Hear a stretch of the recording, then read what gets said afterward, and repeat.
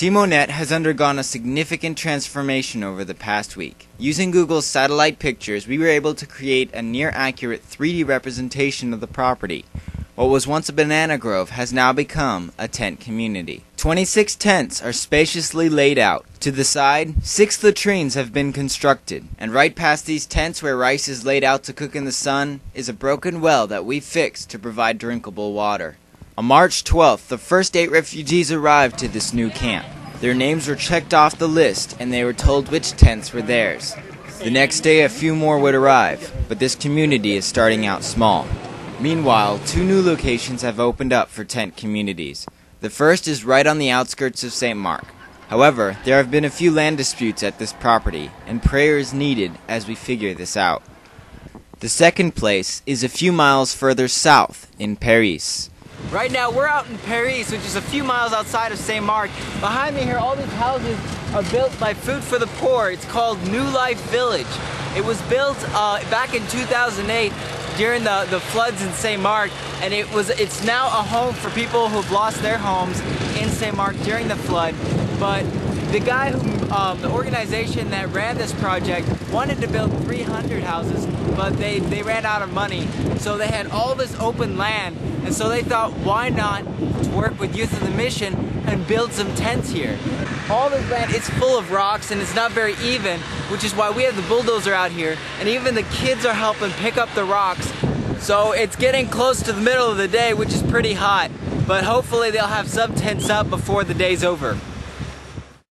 It's been really great. We have some lovely clouds here today, which is giving us more energy.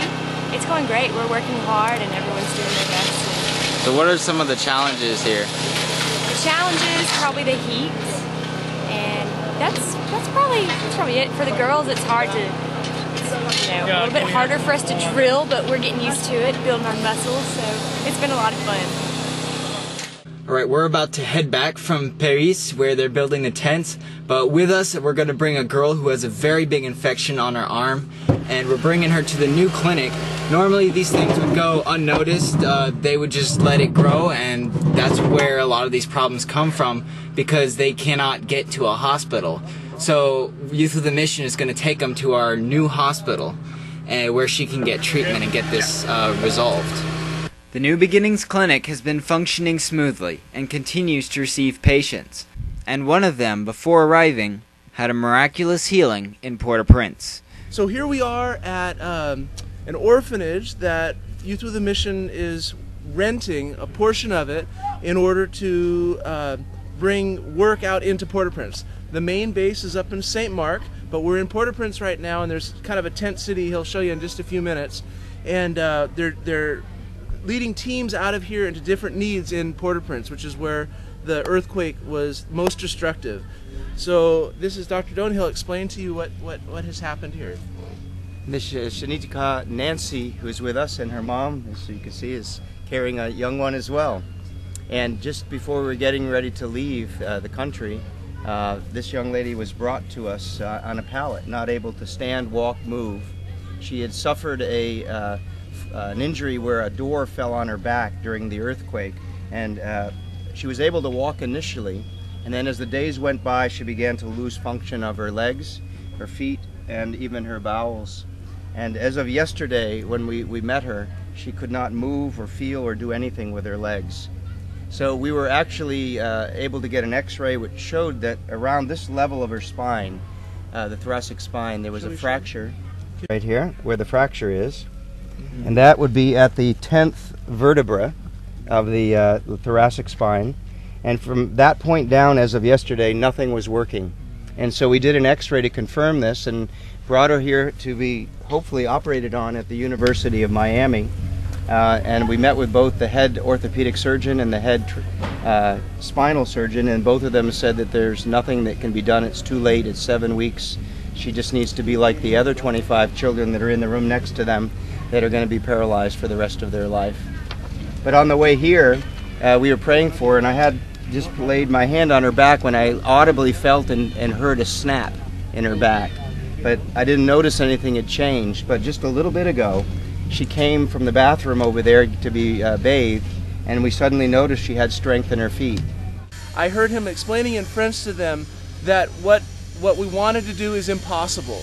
Apparently, the president has shut down the people of Haiti from being able to go and get surgeries or get help in the United States. And I heard the doctor explain to them in French that the situation is impossible. And I think that is a key thing. That when man's ways are impossible, it's when God's ways become possible. So we prayed for her, and I want you just to see this. Okay, mettez ça, ici, là. Poussez un peu. Okay, Eh? okay, mettez, please. Là. Et là. So let's see if she can walk. We don't know what's going to happen right here. That's just, okay, okay, okay, okay, venir, venir. Fais comme ça, oui, oui, oui. Et là. Okay, boom, boom, boom. Oh. This injury is 7 weeks old, and she hasn't been walking for 7 weeks. So even if God has done a miracle, there's a lack of strength in these muscles, and there's a physical therapist, Karen, that's ready to receive her back at the base at St. Mark in the new clinic. The new clinic that is going to have a garden planted. It's Ezekiel 47. It says this, "And there was the river of God, and there were trees on either side, and the leaves of the trees were for the healing of the nation." So as we see this healing, let us believe together for the healing of this nation, Haiti. And we've all come with that in our hearts, and we're going to believe God for it. Thank you, Jesus. What a remarkable example that we serve a God of the impossible. Since then, the girl has been able to crawl, and as her strength grows in the coming months, she will be able to walk and one day run. This was an update for Youth with a Mission, Haiti.